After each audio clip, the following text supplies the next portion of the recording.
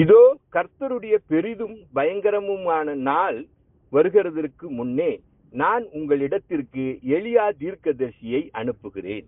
நான் வந்து பூமியை சங்காரத்தால் அடிக்காதபடிக்கு அவன் பிதாக்களுடைய இருதயத்தை பிள்ளைகளிடத்திற்கும் பிள்ளைகளுடைய இருதயத்தை அவர்கள் பிதாக்களிடத்திற்கும் திருப்புவான். லோத்தினுடைய நாட்களில் நடந்தது போலவும் நடக்கும். ஜனங்கள் புசித்தார்கள், குடித்தார்கள், கொண்டார்கள், விற்றார்கள், நட்டார்கள், கட்டினார்கள்.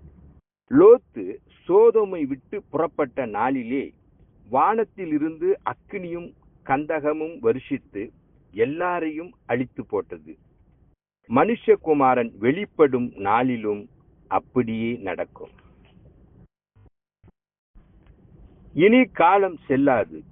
ஆனாலும் தேவன் தம்முடைய ஊழியக்காரராகிய தீர்க்கதரிசிகளுக்கு சுவிசேஷமாய் அறிவித்தபடி 7ஆம் தூதனுடைய சத்தத்தின் நாட்களிலே அவன் எக்காலம் ஊத போகிற போது தேவ ரகசியம் நிறைவேறும் என்றார்.